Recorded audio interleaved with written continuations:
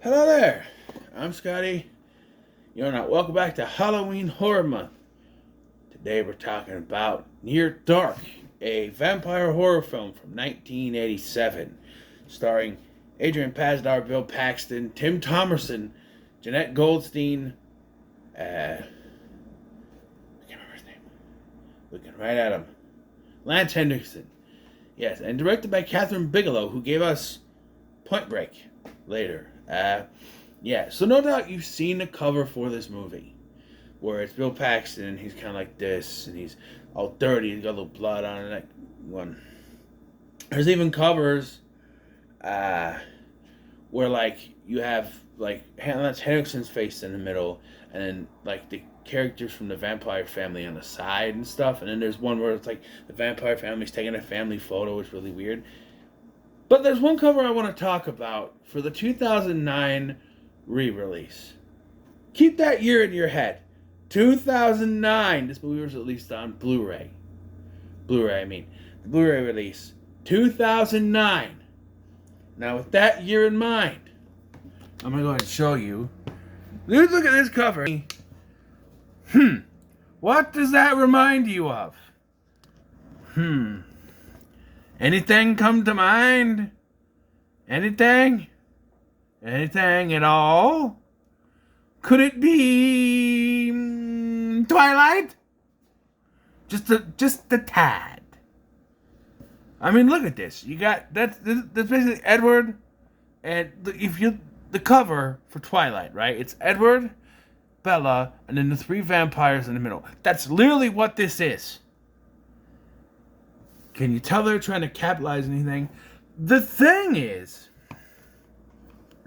so the plot of this movie is about a human, a human who falls in love with a vampire, much like Twilight. But this came out in '87. Twilight didn't come out. There were the books in the early to mid 2000s, and then the movie didn't come out to 2007, right? They were planning on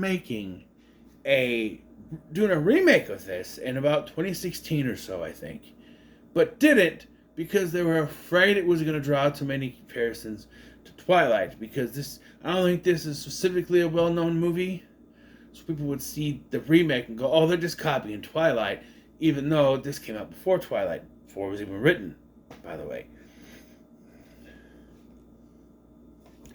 Hey, at least I could say in this one, the actors have an emotion. Where the only emotion you see in Twilight is when it looks like Robert Pattinson's about to throw up when Bella comes in. That's what you get. Eventually, one day I'll have to do those, but yeah, that's what the story is. Adrian Pasdar, who is barely talked about when you talk about this movie, because it's all Bill Paxton, Bill Paxton, Bill Paxton. He's on the cover. Bill Paxton is not the main star of this movie. Adrian Pasdar is. He plays Caleb, a cowboy. This is a vampire western. John Carpenter did it first. No, he didn't. John Carpenter did it later. Excuse me. That was 98, not... John Carpenter would do one later.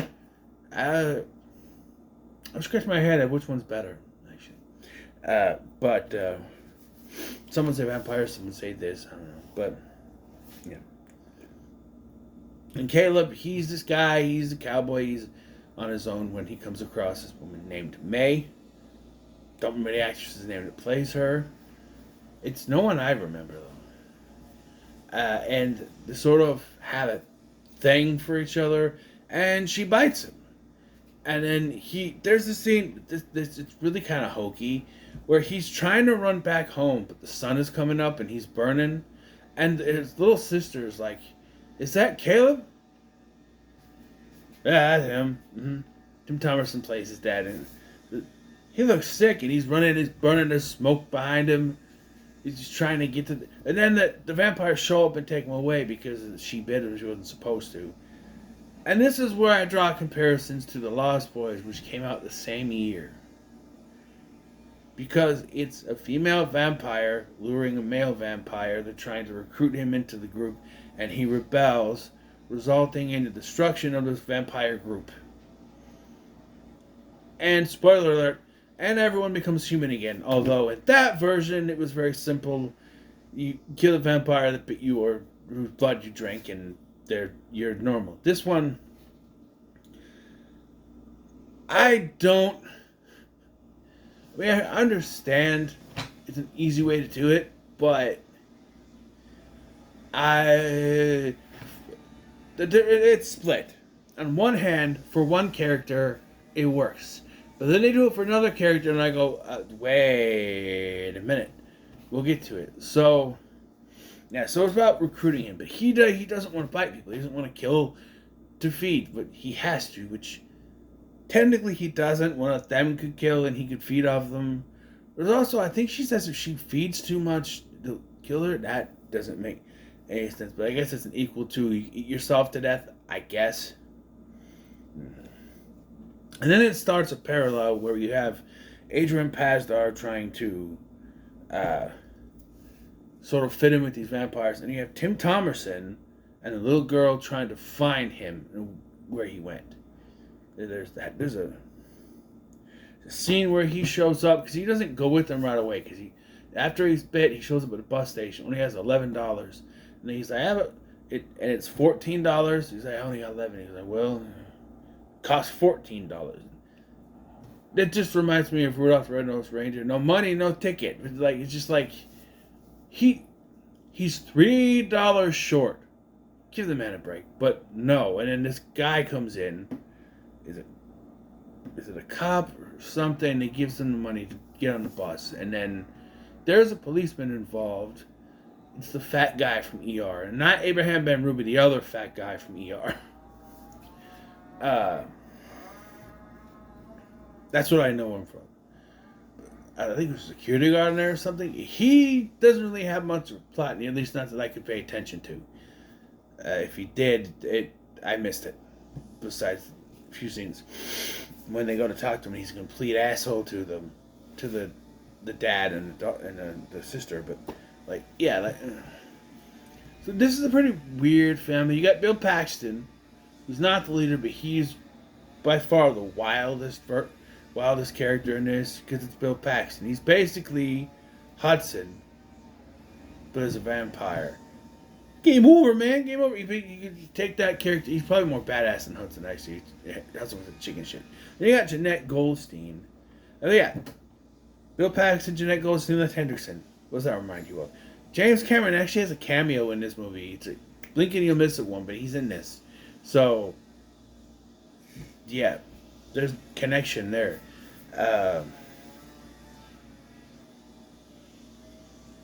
Stupid ass weed whacker.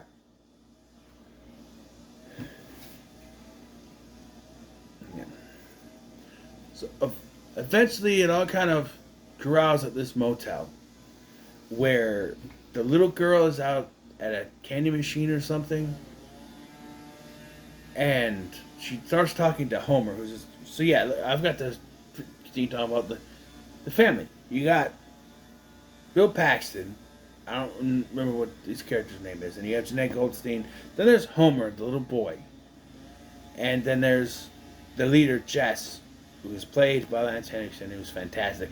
Apparently, he stayed in the role even when off camera, which I know it's method acting, but at what point does it go from method acting to you're just being an asshole? Right? Like, this, what he's doing off screen to name people, method acting. Jared Leto playing the Joker, yelling shit to people, asshole. Okay? I'm just saying, there's a difference. Daniel Day-Lewis, method actor. Right? That's a method actor. You think of a method actor. Yes. I can't think of the opposite right now. But anyway, the weed whacker!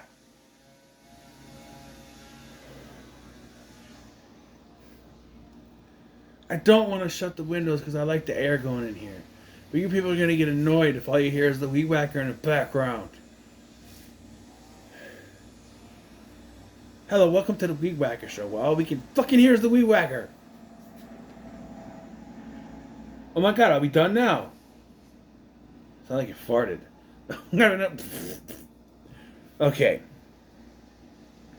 So yeah, and I like the little group that they come together to be, and that, you have Adrian Pasdar. He doesn't fit in there at all. Caleb, he doesn't fit in there at all. He's just there for May.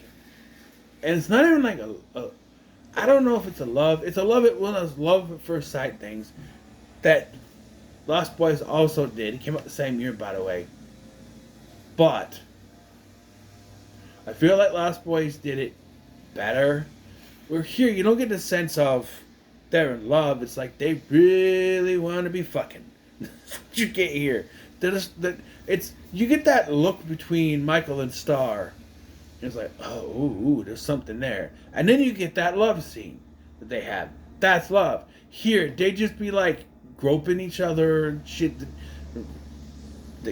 When she bites him, it's like she's kissing his neck and then she bites him, right? So, like I said, it all comes to head in this hotel room for the first climax of the movie. I thought this was it. No. So, Homer, the little boy, lures the sister into the room to watch TV.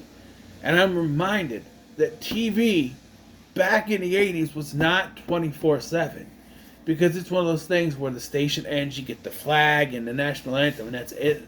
And I was like, oh yeah, there was a time when it wasn't 24/7. You can watch anything. Now 24/7 means you get TV shows until it's time for the infomercials.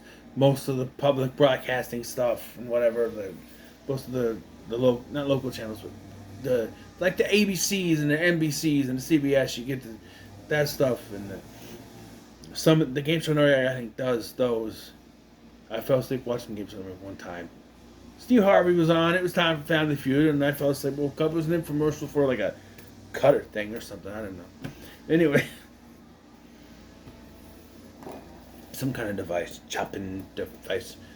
I don't know. But yeah. So here, she's like, "Oh, I think I should go." No. And then here comes the other two, or Bill Paxton with Dad. It's like, "What's your room number?" There's so many red flags here. Like, hey, you want to come to my room and watch TV? She says yes. She walks in and you see these dirty ass motherfuckers sitting at this table, just a smoking, right? And you're okay. I'm gonna watch TV with this little boy. Really?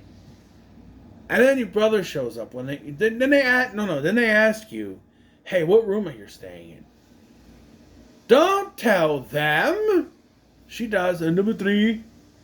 And so then Bill Paxton and someone else leaves. And then in comes Adrian Pasdar and May. And she's like, Sarah? And you hug, brother and sister. So did they ever mention what happened to the mom? She died in childbirth or something? Because there's a big difference.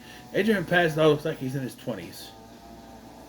And then she's a little girl. So is he supposed to be a teenager? Because it doesn't seem that way.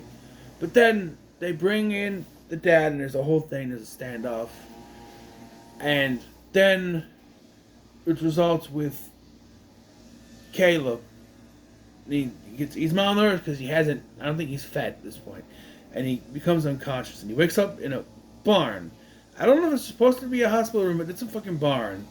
And they performed a blood transfusion. And this has cured him of his vampirism. This is the part where I'm like, okay, I think it kind of makes sense, where it's like they got rid of the bad blood and put new good blood in. I guess. Sure. Because it'd be too simple to just say you gotta kill Jess.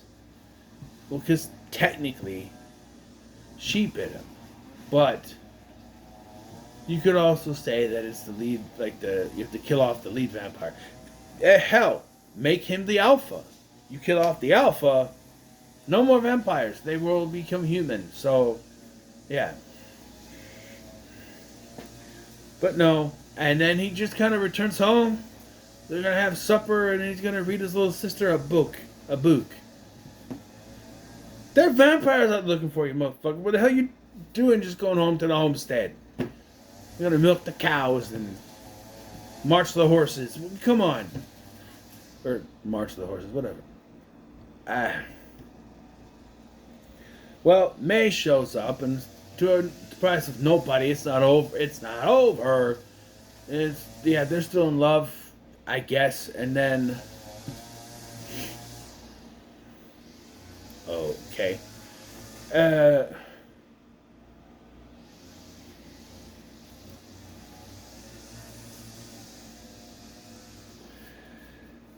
we have our final showdown. It is bloody. Bill Paxton dies, and the little kid dies, which I thought was weird. A little rude, because it's like the whole thing, he doesn't want to be a vampire because he's like a little kid. I almost think it would be interesting if they did a blood transfusion on him, if they made him human at the end of this. And now he's got to live out, who knows how long he's been a vampire, and now he's got to stop the fucking weed whacker!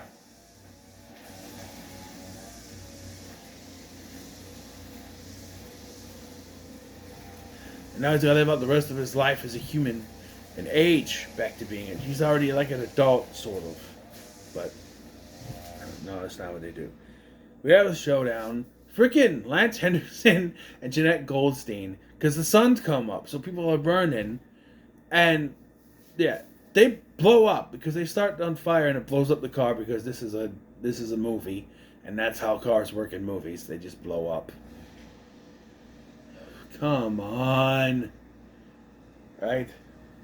And then, like, they're covering May so she doesn't burn. And then she wakes up in the barn and she got a blood transfusion and she's human now. How did they know her blood type? For a blood transfusion, you have to get blood with your specific blood type. She was unconscious the whole time, didn't even know about the transfusion. How were they able to give her a transfusion if they didn't know her blood type? Makes no sense to me. But she's like, I'm scared. He's like, no, it's just the sun. And we're going to be together now. And yeah, but like, no. I don't know. The romance in this was a little meh for me, you know. But as a vampire flick, this is actually pretty good. There's good vampire stuff. And I skipped over a bunch of stuff. Because, you know, watch it. See the vampire stuff. It's pretty good. I think it's on par with vampires, but I don't remember what I gave it. I'll give it a high middle of the road for sure. I liked it. I did. It's, you know, this is another one on my list to check off of movies that I've heard about so much and finally had a chance to watch. Like, list here. Carnosaur, right? Deadly Friend. It's on there. Fear.com is another one, but I didn't expect that one to be good. So, yeah. So what are your thoughts on Near Dark? Leave a comment, so much like, share, and subscribe. Thank you for watching. I'm Sky, and I'll see you in the next one. Oh, before I go, if you want to buy this Blu-ray, you can't. You can't. Because it's so expensive. The cheapest thing you can get, you go to eBay. You go to eBay, and you can get a DVD from Australia.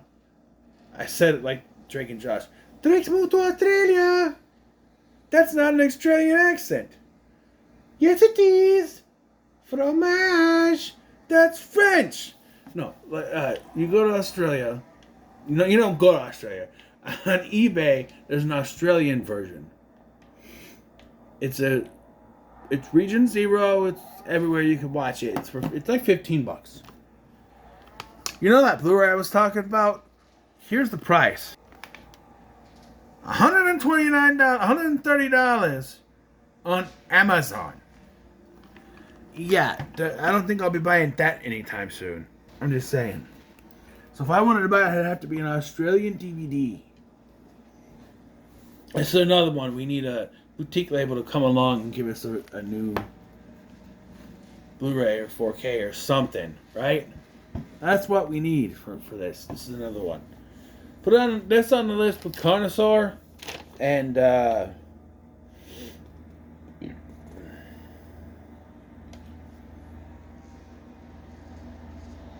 There's another one that I was talking. Oh, and The Kiss from 1988. That's another one that deserves a Blu-ray.